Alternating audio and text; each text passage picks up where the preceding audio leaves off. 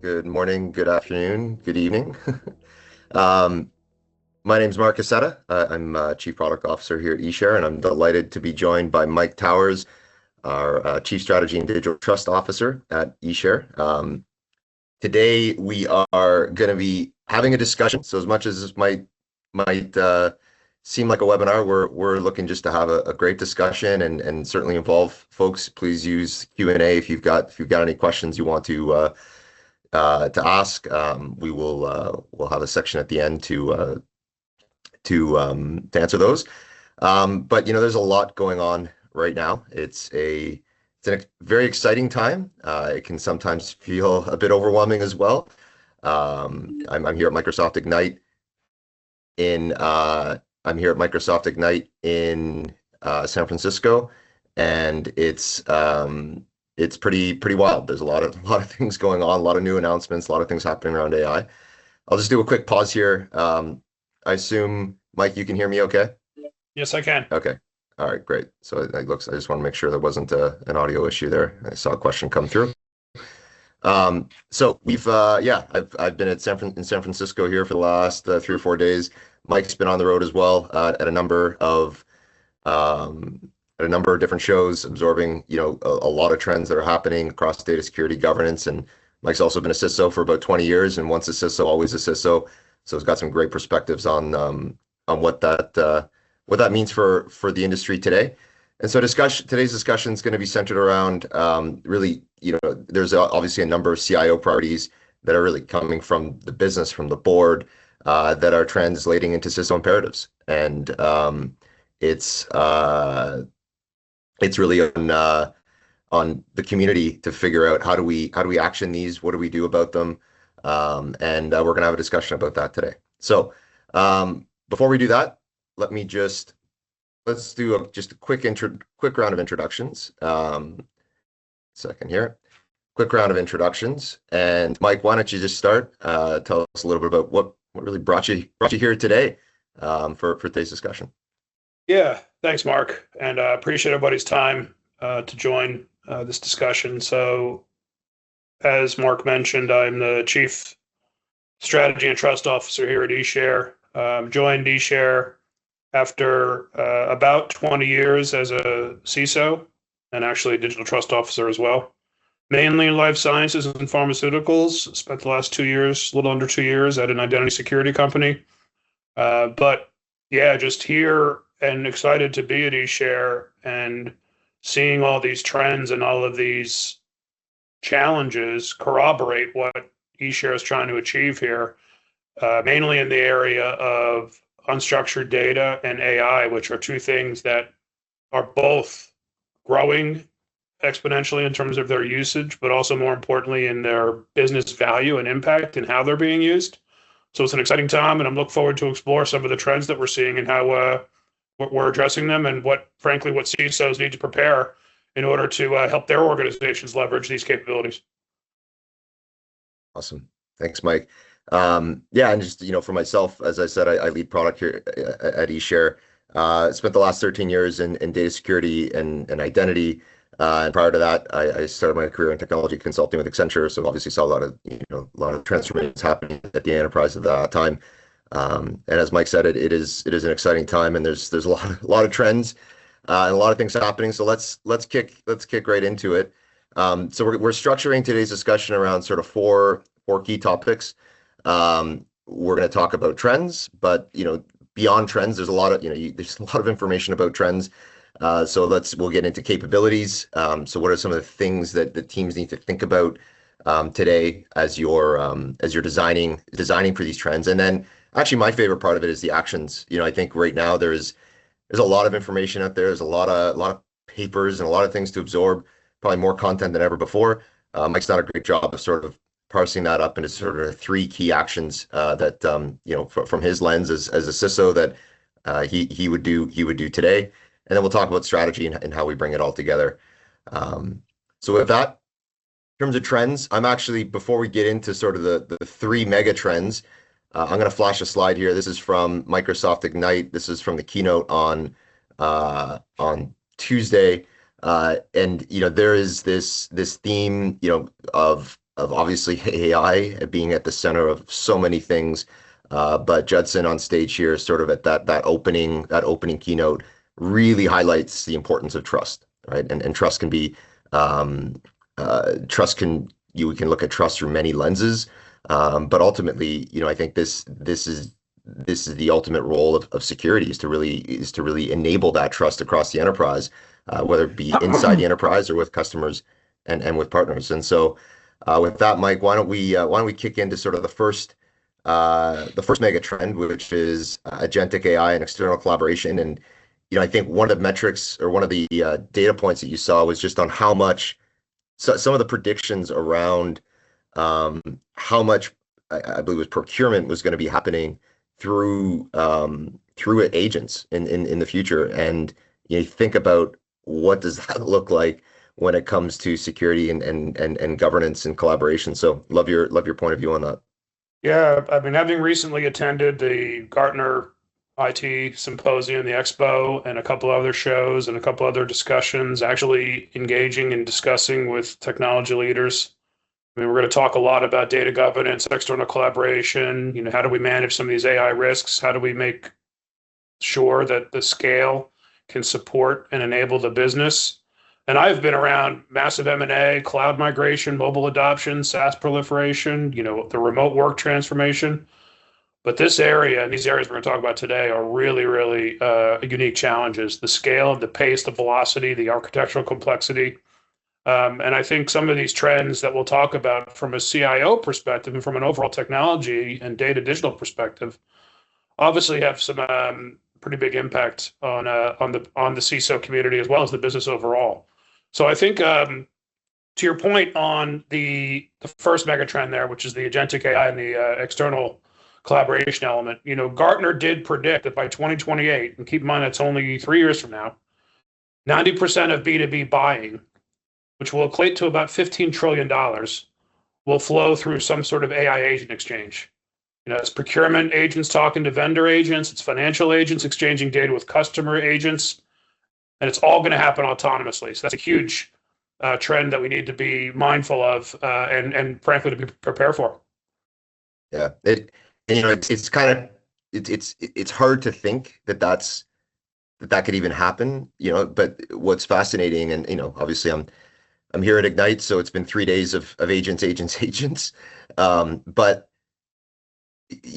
I feel like a lot of the cloud platforms and a lot of the industry has kind of been preparing for this moment for a decade, right? Yeah. And it's in many respects, it's kind of like, you almost think of like the dot-com era. Obviously, the internet came a long time before the actual dot-com era, and then as soon as it hit, it was just like that was just the new way. And I don't think anybody could have predicted sort of what was going to come out of that. And we're sort of at the same point. Agents are kind of like sort of those websites. I mean, and they're just going to proliferate across the organization and do all sorts of things. And the infrastructure is getting there. But I think that the really interesting thing is the enablement of people that aren't necessarily technologists to do this. I think that's maybe a big shift. I don't know. What do you think, Mike? No, I agree completely. This is going to be the way of business, and therefore, I mean, there's been a trend going on for a while, and the right trend, where it's hard to find any business in any vertical in any industry that's not deeply based or deeply needs data, digital, and technology to drive business outcomes. So much of today's economy is data and digitally driven, and so the business folks and IT people, frankly, are very, very used to having this bifurcation where there's IT and the business. But in reality, the business is becoming technology driven, so that's blurring. Mm. But AI agents come along, and to this point, they're not just using the data; they're going to share it. They're going to share it with vendors. They're going to share it with customers. They're going to share it with third-party systems. And the ability for humans to review these transactions is going to, from a scale perspective, is going to be an interesting challenge. And for those of us who've been doing this for a while, we used to talk about shadow IT. If we think shadow IT was hard, shadow agents, exchanging procurement documents with vendor agents, finance agents, like I said before, sharing transaction records. And most organizations, if I put a CISO hat on this, they've built controls like DLP and CASB, which are not going to see these transactions. So, and they're not going to be in a Right. position to help. So it's going to all be outside traditional controls that we're going to have to rethink. Yeah. It's and that kind of that lends herself to the second trend, and this one's actually close to my heart. And that being, when I started my career in data security, it was focused on unstructured data and classification of data. This goes back to 2012, and they're like, oh, this unstructured data problem is going to be a big deal. Um, and the reality is, of course, it's been a big deal, but there's structured data of itself and getting your back office system secure and getting all your network secure. I mean, those are all really really important things. And unstructured data almost seem to take sometimes a bit of I'm not going to say a back seat, but of course, there's just all this focus on these massive systems that organizations are trying to secure. But now today, I mean, it's almost, as I sometimes like, data governance is cool. We've been waiting for decades for this. And it just feels like it is becoming to the forefront. I don't know, Mike, does that track with what you've seen sort of in your role as CISO? Like, there's just always been this big focus on structured data, and now it's just unstructured because that's the unlock for AI in many respects. Yeah, you're exactly right. I mean, I think for a long time, historically, CISOs and their teams have prioritized structured data in governed databases. It's been historically the focus of anything that looks or smells like data governance. There's also research that shows that the vast majority, to your point, of AI interaction, and we those of us who've been using LLMs or whatever, LLMs act on unstructured data as well. So it's becoming equally important, if not more so, when you start thinking about training, inference, AI operations, or whatever. So, but you're right. Historically, the CISOs have prioritized the structured data. The structured systems have tended to have pretty good security models. Whether you think about a transactional system like SAP, or even some of your more popular and major SaaS applications like Salesforce, their security models are pretty good. But once the data is extracted into some sort of unstructured format, all bets are off. Then you lose complete control. They get copied. They're really, really easy to move. And this stuff is being stored in so many different areas, so many different ways. So the emerging risk landscape, frankly, is the new risk frontier is unstructured data. I mean, if you think about it from a Microsoft perspective, which the vast majority of large enterprises use, even if you think about it being unstructured, there's still a level of variability to deal with. It could be SharePoint, it could be OneDrive, it could be inboxes, it could be email, it could be managed file transfer. All of this data that's going to be fed into LLMs, and like I said before, it's going to be shared externally. We need to share externally to enable the business. So it does create a pretty silent exposure risk. And I think this has been historically under prioritized when you think about things like data exposure. Because inbound threats, and probably rightfully so, but inbound threats like phishing or ransomware, they've dominated due to the visibility and urgency. But I guarantee you most organizations have an outbound unstructured data leakage problem. It's a slow bleed. And with everything else that's going on and all sorts of resource constraints and behavioral inertia, this is a really, really big problem and a growing problem as we become more and more dependent on the governance of unstructured data. Great points, Mike. Now let's shift to the third trend about third-party risk, and this is an interesting. Oh, sorry, Alex. I think let me give me 1 sec here. Oh, there we go. We okay? All right. The third-party risk is becoming AI risk. There's obviously third-party risk has always been a risk. This one is interesting, and I think the way, Mike, we were kind of talking about this one is it's almost about who owns this risk. Where does this live? I mean, if everybody is all of a sudden, on one hand, some people might think the business owns this risk. On the other hand, systems own this risk. But if we're talking about the proliferation of AI at the scale that people are predicting, I mean, you can't just centrally put that risk on the shoulders of one team in an organization.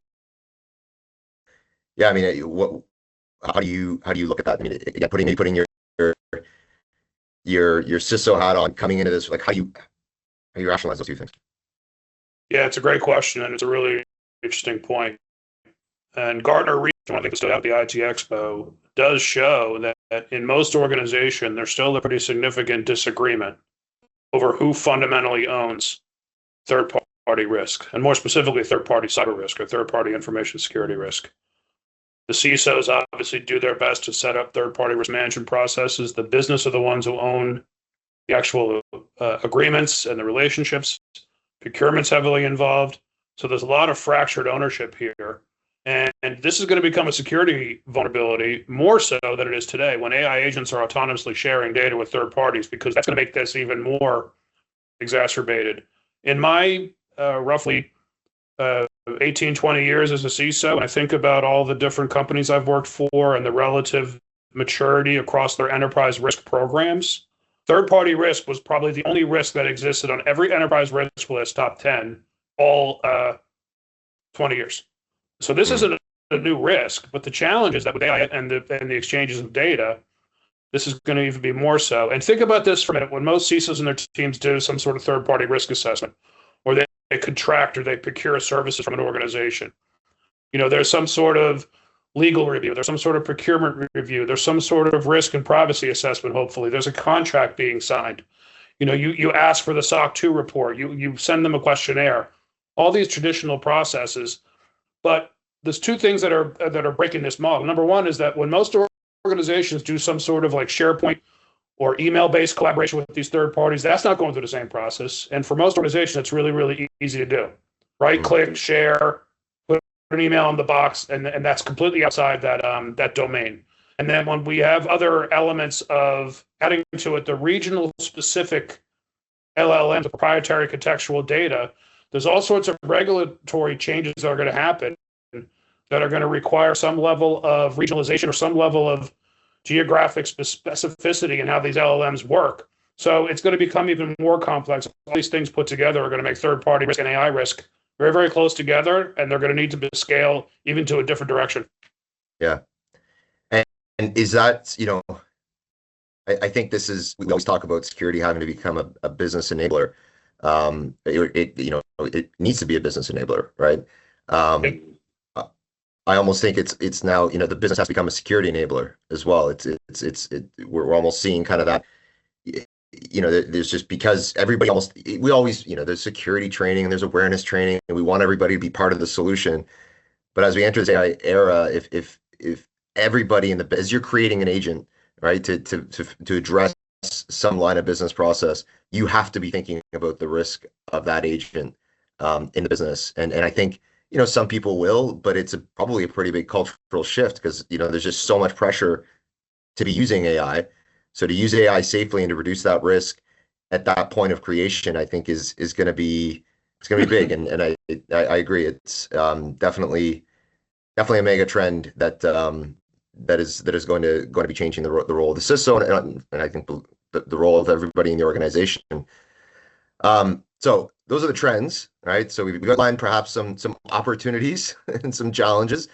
Let's maybe shift to capabilities, right? What are some of the things that we're gonna, that you're seeing that are gonna kind of help sort of, if you were to be designing some capabilities for your team as a CISO, what are some of the sort of top 3 things that you want to keep in mind? And I think the first one, we've already almost touched on this, is this idea of AI governance that scales. And there's one of the things you touched on in a blog is you're always cautious of people that try to write the perfect policy. And how do you kind of rationalize all that when you're in this place where things are moving so quickly? And what do policies even mean when you're moving this quickly? So yeah, I'd love to get your thoughts on that, Mike. Yeah, I think Gartner's research, and one of the things that was discussed quite a bit at their symposium, I think was a pretty good model, and it's kind of consistent to the way I frame this problem or this challenge. I mean, AI governance basically spans 3 areas. There's your policies and controls, which are basically the rules. There's your governance operating model, which is things like who decides, who's accountable. And then there's your oversight systems and your controls, hopefully a good, decent technology that enforces and monitors how it's being used. And I think the problem is that a good bit of the industry and many CISOs and their teams are stuck on number 1. They're trying to write policies, to your point, and they're trying to write policies that adhere to so many different scenarios. And we all know how highly variable these scenarios are going to be. but the business is already racing ahead of deploying their tools. They need the AI to have operational efficiency and to enable new business models. So my personal capability that I would recommend that we at least focus on, and we'll talk about this in actions a little bit too, is that we've got to start shifting our focus to the operating model. And maybe part of the operating model, and again, trying to figure out a way to do this without boiling the ocean here, is to try to think about those different operating model components in the lens of use case criticality.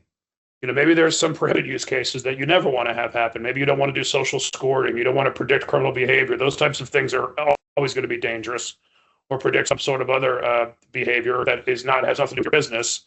You have high criticality, which externally facing contains personal or protected data, highly regulated processes. Maybe there's medium criticality where you have sentiment analysis, you're enabling sales, you're doing customer interactions. Then you have low criticality, brainstorming, translation, streamlining your coding processes.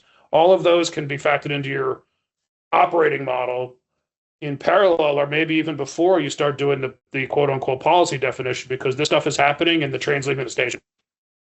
Yeah. Yeah. The genie's out of the bottle for sure. Yep. Yeah, it's a great point. And I think it kind of leads to the second capability. And I know, obviously it's been great having Mike on board, and you just naturally think this way. And I suspect, seeing this at Gartner where there's just a focus on outcome driven metrics.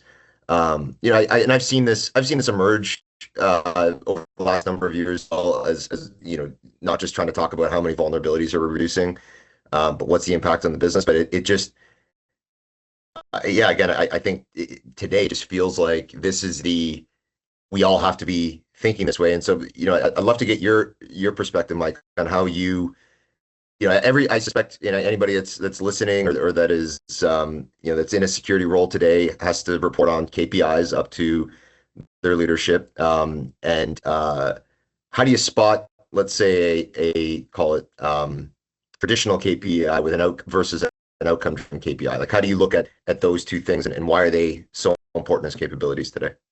Yeah, I think for most organizations, security and information security and cybersecurity started off as a very technically slanted discipline, and a lot of the metrics were technical. And frankly, they were probably okay when you worked with business leadership, because the business leaders, frankly, were so worried and so scared the sky was falling that they would look at anything on the screen and be okay with it. But that honeymoon has passed, and I think they now recognize, and I think there's much better recognition about the importance of technology, the importance of data digital, and therefore the importance of cybersecurity to protect your data while you're doing that, and to enable the business to do things differently with technology. So business outcome driven metrics is going to be something that CISOs and their teams need to graduate up to be true business enablers. For example, going to the board or going to a senior leadership session and talking about how we patch 90% of OS vulnerabilities in 30 days. Those days are over. And frankly, you may turn off the leadership with that type of discussion. How is the security organization impacting a reduction in loan processing time, for example, or the reduction in deal closure time if you're in a go-to-market organization? So those types of things are where you have to make this linkage and be much more business outcome focused, because that's underscores how important data, digital, and technology is to the business, and especially as we graduate to AI, even more so. Yeah, great point, Mike. It's fascinating just to sort of be here at Ignite, surrounded by, of course, security but also certainly by IT and the business, trying to figure out how they're going to make this work, and you just see how much investment is going into this, that it's not going to be about how much are we can't think of it through walls anymore, right? We absolutely have to think of it. How are we going to enable this? What's the outcome we're going to drive from a business level? Because the other thing is, the business is going to be pushed. Right now it's all about how can you use AI, how can you make things go faster. But then eventually it's going to be, well, show me the ROI. And there's already been some ROI stats thrown out there about AI, but it's going to get there. Ensuring security is attached to that ROI as AI really takes off, I think it's actually a great way to really build a strong partnership between security and the business as they go forward as well. So I think this is a great one. It's a great reminder. And for folks that are listening, look at some of the KPIs you're reporting up and ask yourself, are these these really outcome-driven metrics, or are they just are they security are they security-driven metrics that could become outcome-driven metrics? Um, Now, the third, preemptive security. This is a really interesting one, and maybe speaks a little bit to the idea that things have already been happening. The AI is here. It's not going anywhere. How do you think of preemptive security? I know you have a strong position on this, Mike, and I love your perspective on it. So why don't you take folks through how do you look at preemptive security, and why is that different than perhaps reactive security than over the last couple of decades? Yeah, this is an interesting one because I'll admit I'm as guilty as anybody here in focusing a lot of energy in my career on building up really, really good detection and response capabilities because cyber threats have advanced so quickly and at such high volumes and variability that it was basically your best chance. I remember in the old days of security, you would basically buy or get some sort of list of what was going on bad in the world. You would block that and you would let everything else go. And then that shifted because there was so much bad stuff happening that you would manage a list of what was good, allow that, and block everything else. And then the third phase is assume threats will get in, something's going to happen, and you have to build up the ability to look for pictures of abnormality, and you have to invest in detecting and responding to issues quickly. Assume a breach and reduce the dwell time. Well, it was a pretty consistent theme from a Gartner perspective, and others for that matter, about, let's face it, detection always lags behind threats. By the time our SIM alerts on a suspicious external share, the data is going to be exfiltrated. By the time we investigate a third-party risk, the exposure is going to probably already been happening for a few days. So we need to do a fundamental rethinking. Of course, detection is still needed. We still need it, and it's not going anywhere. But in the agentic world, if we're relying only on detection as the primary defense, we've already lost because the scale of these problems and these issues, and as broad as they're going to be applied, we have to figure out a way to build controls within the workflow, within the sharing process, if you will, when stuff is about to leave the organization. For example, we have to deny, disrupt, and deceive much more within the workflow than detecting it after it happens. Yeah, I know. What's interesting, your point about in the workflow as well. Building on that, one of the big themes here this week that Microsoft's talking about when it comes to AI is it's all about in the flow, right? So as we think of the evolution of AI, especially on unstructured data, it's how does AI play a role as you're creating and frankly mostly creating unstructured information, Word, PowerPoint, Excel, Outlook, and what do you typically do with unstructured data? Well, you start sharing it, right? The point of unstructured data is you're taking sort of structured data, you're analyzing it, whether it be a human or a machine, and then you're presenting it out in a format that people can read and digest. And a lot of that is often outside the organization. And so as AI becomes more and more in the flow of work, I think to your point, we've got to think about how do we get preemptive on that, and how do we help people do it in a really safe way. Yep. So that's a great point. Okay, so now let's get to my favorite part, which is the actions, right? So there's a lot of trends, there's some capabilities, and I think there's a lot to digest, and I know everybody's coming into the end of the year here, thinking about next year, and likely designing their strategies, and perhaps big goals and objectives. Let's talk about three actions that might you would take this quarter as a CISO, and based on these trends, based on these capabilities. And the first one, it might sound being eShare, map the company's external data flow, might sound biased, but I know when we talked about this isn't about eShare. This is about giving up perspective of how you look at this. Maybe walk us through why is that the first one? Why is mapping the company's external data flows so important at this juncture, at this point in time? Yeah, I think it harkens back, Mark, to what we talked about before about a lot of companies have done this and are pretty good at doing this on the structured side. maybe the way that their line of business, an ERP or MRP system, interacts with downstream supply chain partners, or maybe there is order processing or what we used to call EDI types of data flows that occur. But where this is lacking, and again, where agentic AI is going to really, really be shine from a value perspective is on the unstructured side. So I think the action, strategy and knowing this is nothing without action. I think that one of the quick things that we can do is maybe this could be a 30-day sprint or something, but quickly look at this from an unstructured perspective. It would start by inventorying all your external sharing channels. How much data is leaving your organization through things like SharePoint, Teams, managed file transfer, email? Most organizations are not aware that there's more email attachments leaving their company still. This is a 20-year-old problem, but it's still happening because it's the easiest thing to do from a user perspective. Identify the top 10 business processes that involve external collaboration, things like vendor onboarding, customer support, partner integrations. Think about that from a business lens. Then map the data flows in those processes. What data is shared with whom, via what channel, and what governance. Then you'll start to see the gaps. Where do you have zero visibility? Where do you have some visibility but no control? Where are your policies unenforceable in those scenarios? And maybe the outcome of the deliverable would be some sort of heat map that shows your high-risk external data flows that don't have any governance, because that could be your hit list for addressing this moving forward. Yeah, great point, Mike. I think and the interesting thing is, it can maybe feel overwhelming, but to your point, there's probably a bit of an 80-20 here, right?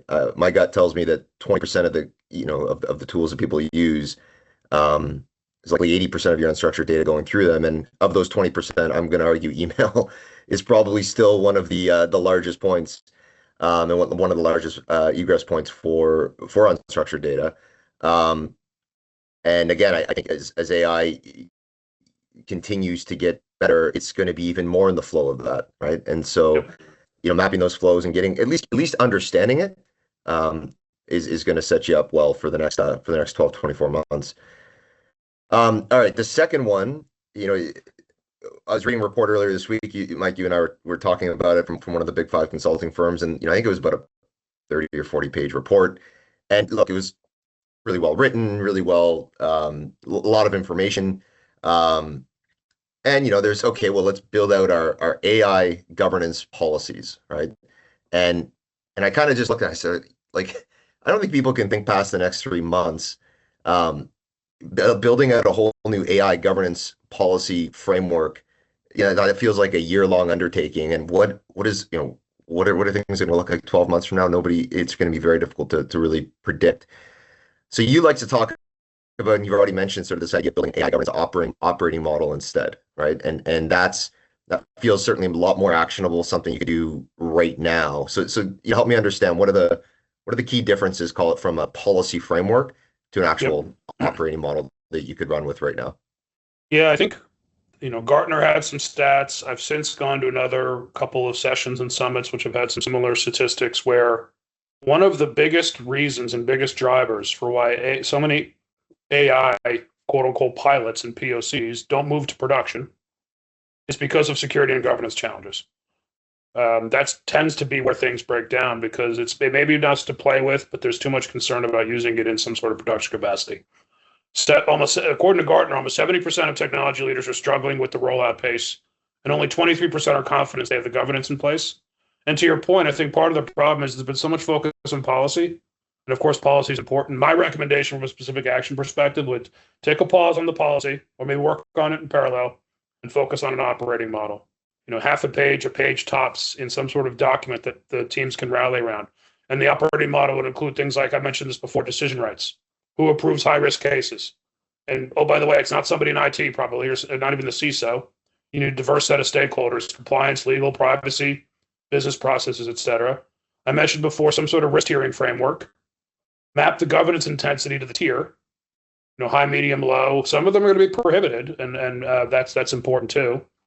Have some sort of regular AI governance working group that includes some of these stakeholders, and recognizing, frankly, that no working group is going to be able to look at all use cases. So it's going to have to be some sort of risk tiering, to the point before, and maybe pilot with 1 or 2 high-risk use cases. Maybe there's AI agents in your procurement, or there's AI agents that you're trying to build that are going to do some sort of customer-facing process. Try this out, govern it end to end, and learn and iterate it. So that's where I think the focus needs to be, is to shift to the operating model and work on that policy in parallel. Yeah. Yeah. And I'm, I and maybe this is kind of where my, like I said, I started my career in technology consulting, and you get into these big transformations, and they can be overwhelming. They could feel like these 3-year undertakings, but what seemed to work really well as you kind of work is to actually just break it down into composable chunks. Always think about that crawl, walk, run, right? Yep. Often we get into these things and we build these build these frameworks, build these and you're just you don't even know where to start, right? But if you can really just break it down into what does crawl look like for me, and then map that maturity, I think sometimes it becomes um, a bit more consumable. Of course, right now it's even potentially harder to do that with how much change is happening. But at the same time, you still come back to those fundamentals, and you start to build a bit of momentum, and it's quite amazing what can happen once you do that. So great points, Mike. Thank you. And now this third, connect security to business value for one process. And we kind of been hinting at this throughout the discussion. Security needs to enable the business needs to enable security. I'd be curious from you, can you think back to a time when, and I agree today it's more important than ever before. Can you think back to a time when you've seen this really kind of click and throughout your career as a CISO, and what was the thing that sort of that kind of made that click? What made that connection happen? Well, it's funny, Mark. If I think about specific examples, and this is long before even thinking about the area specifically that a company like eSHARE would focus on. But so many of these examples where there are business processes where security is perceived as the biggest blocker, so many of them involve some sort of external collaboration that makes security teams historically very, very nervous. Maybe it's an R&D collaboration with a small biotech or university. Maybe it's a go-to-market collaboration with a marketing or a promotional expert where you're exchanging data back and forth. Maybe it's a third-party logistics provider in the manufacturing space, and you're worried about what happens to the data when it goes over to them. So all of these things are underpinned by an interesting common denominator of some sort of external collaboration or external sharing. So my recommendation would be here is pick one of those business processes. I'm sure we've seen it. There's been escalations. There's been discussions of where security perceived as the blocker, and do a simple before intervention and after assessment. How long does it take to close a deal? Or how long does it take to get these exchanges in place? What's the friction? Survey on the pain points. The intervention, I know, could be, in essence, some sort of governed and secure external collaboration so that they can happen more quickly. It can happen to flow of business. Policy enforcement and controls can be done during the workflow, like we've been talking about. It could be self-service. Then the after state, you're going to see cycle time reduction. You're going to see user satisfaction improve. And you're going to see mostly security posture improvement. And you're going to have fewer risky ad hoc shares. You're not going to have shadow solutions being built because people are frustrated with using the quote-unquote standard solution. So then you can see a better and real business value of things like reducing cycle time. Maybe you're enabling more revenue with this new partner in this new promotional campaign, and then you're reducing your data exposure as well. All of those things can be measured. Yeah. Well, and then we sprinkle sort of the AI sort of thrust right now, right? And you go, you can think about, okay, well, how do I want to use, if the business is thinking about how am I going to use AI to optimize this workflow, this sharing workflow, as I'm collaborating internally or externally, I think this certainly, of course, security would love to be involved from the beginning, but I think if security shows up with that mindset of, okay, we're not gonna put walls in front of this, we're gonna enable this, we're gonna put guardrails around this, but we want to enable you to do your best work and to show that return. I think trying to, going back to that crawl, walk, run discussion, trying to think about that through the lens of 100 or 1,000 different business processes is probably it's overwhelming. But if you pick one or two that and you can show that value and demonstrate that value, and then present it back holistically as security and the business in one partnership, enabling AI, I think that feels like a great opportunity and a great and something that really will drive that action and outcome that the overall organization is going to be looking for. So, Yeah. really good points, Mike. Um, so these are, we talked about trends, we talked about capabilities, we're getting into actions. Now, like I said, that we're trying not to be biased here around eShare, trying to drive this to be a discussion, but of course, we've both joined this company because we're passionate about the impact that we've seen eShare have when it comes to external data governance. But certainly today, it is going to be it is the next frontier in AI. So let's spend just a couple minutes just talking about how do we see um, how do we bring this all together? And as we talk about, from an eShare standpoint, as one collaboration fabric, how do we do this so that we can, take these trends, react to them with capabilities that the CISO can execute on and ultimately action. How do we do all that, especially through the lens of external data governance, and why is that so important?